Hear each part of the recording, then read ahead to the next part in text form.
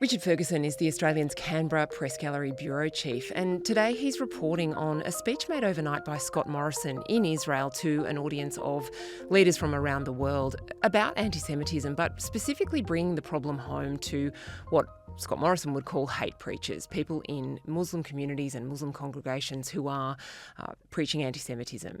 Scott Morrison says this is something for the Muslim community to sort out. Richard, this is a very sensitive issue that Scott Morrison is now wading into. We haven't seen a national leader really sheet the problem of antisemitism home to the Muslim community in quite this way yet, have we? Absolutely not, Claire. We have seen Josh Frydenberg, Susan Lee make a wider philosophical point that radical Islam is the key problem that has fueled both the Bondi massacre and the 2-year anti-Semitism crisis in Australia that led to it. Those who practice and preach this radical Islamist ideology, first they come for the Saturday people, then they come for the Sunday people.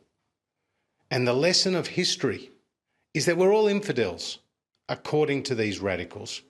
And they are here in Australia, and the government needs to take them on. Radical Islamist extremism caused this. I repeat, radical Islamist extremism caused this. Leaders need to be able to express this clearly, because if you can't name the problem, you can't possibly defeat it. But never have we seen such a detailed, policy-driven agenda for reform in the Muslim community coming from a national leader. So Mr. Morrison at the International Conference on Anti-Semitism in Jerusalem has laid out quite a list of things he believes that the Muslim community must do. That includes accrediting preachers, a national register of imams, translating their religious teachings in mosques and in Muslim schools in the country into English so that people can access them and see what's being said, expanding the country's foreign transparency scheme to include links with overseas religious groups. It is a widespread reform that he says he wants the Muslim community to lead, not the government to lead, that would completely change the way the Muslim community is essentially run in Australia. It is a very radical proposal. It is a proposal that I think will be met with a lot of criticism. But Scott Morrison has really preempted this, saying, I know I'll be called Islamophobic. That is not what I am doing. What I am doing is trying to say we have to have this conversation and we need Muslim leaders to be part of this fight. Prime Minister, Scott Morrison has today described you delusional and cheap for trying to shift blame. Were you trying to shift blame, and what do you make of his comments? Not at all. Look, Mr. Morrison can make whatever comments he likes, he's entitled to. I was simply making the point by quoting what members said at that time in 2018-19. We have strengthened hate laws. We have not sought to go over all the detail of the time when we had an Attorney General in this country who said that you have a right to be a bigot.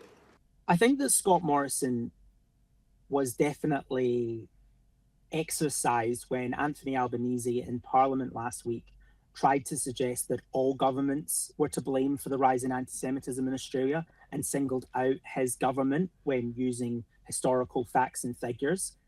And Mr. Morrison has definitely felt very passionately about, one, our relationship with Israel, and two, the incredibly horrific rise in anti-Semitism in this country on our shores. Instead of support, we have seen those living under the freedom of democracy in this country calling for the extinction of the State of Israel from the river to the sea. That is anti-Semitism. I think that his intervention, Claire, is very different than what we've seen from some former prime ministers. Usually they're either defending their legacies, like Malcolm Turnbull being against AUKUS in order to defend his deal with Emmanuel Macron for French subs. It's different than the kind of the big philosophical things like Paul Keating on China and the American alliance. It's even different, really, to prime ministers reacting to events like John Howard intervening on The Voice successfully and less successfully on the gay marriage postal survey. This is a detailed agenda. Scott Morrison is putting ideas out there, multiple ideas about reforming schools, ideas about reforming community bodies. He is doing this because he believes the government is not filling this space, and that the government is not willing to have a conversation about Muslim leadership. You'd have to think he's also stepping in to avoid that the opposition has left, that there's no actual opposition coming from Susan Lee and David Littleproud and what used to be the federal coalition. They, of course, have torn themselves apart over this issue, and it's been a long-term tearing apart on this particular issue of the balance between freedom of speech and religious freedom, hasn't it, Richard? The federal coalition has been trying to create legislation that finds a balance between stopping anyone discriminating against, for example, gay people, and allowing religious organisations, religious schools to have the ability to make choices about who they employ, for example. They haven't actually got to a successful piece of legislation about that yet, and yet religious leaders have been urging both sides of politics for many years to give them the freedom to practice their religion as they see fit. How does Bondi shake up that conversation? Religious leaders want reform, they want protection from anti-discrimination legislation. Do they now have to give up on that idea, given that Bondi has swept that conversation aside? I think that the Prime Minister has made it very clear that there will be no Religious Discrimination Act or a revival of the bits of the hate speech laws that were dumped in this term of Parliament, because religious leaders all want some sort of protection, but they can't agree on what protections they want. Some people want wider protections to be able to fire people. Some, like the Jewish community, are actually more aligned with the gay and trans lobby on basically just having a clear clampdown on speech. It is an odd alliance in this kind of hate speech, religious speech battle that has gone on for decades now. But I think that will be the other reason why Scott Morrison has tried to pitch these registers and auditing as being self-sufficient, as being Muslim-led, not government-led, because he knows if he was suggesting it be government-led, one, it would never get through Parliament, and two, you would start to get other bodies being feared that they would be held to the same standard by a government, and therefore by a future government that may be, say, imagine, God forbid, a world where there's a Labour Greens government and the Greens push for, registers of priests, etc., or registers of evangelical Christian preachers.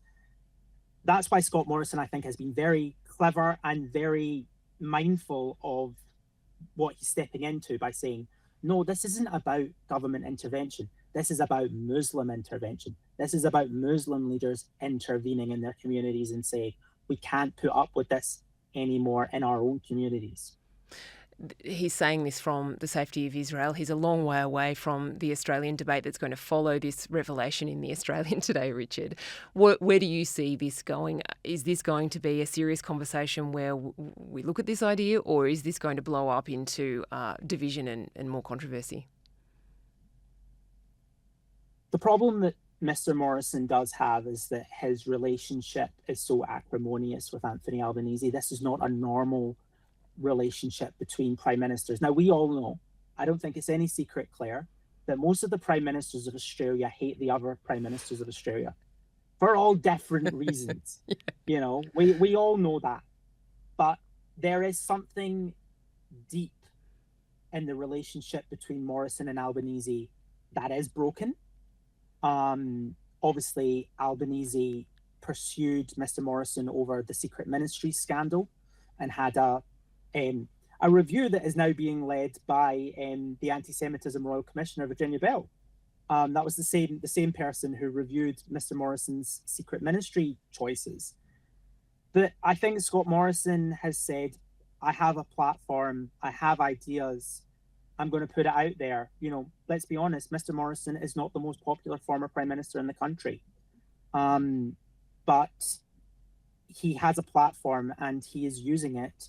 And in this speech, he's using it for an extraordinary effect. This is not just one philosophical thought bubble. He has come with a list of things the country and the Muslim community could do to what he says to safeguard the Jewish community, but also safeguard the Muslim community. Richard Ferguson, thank you very much.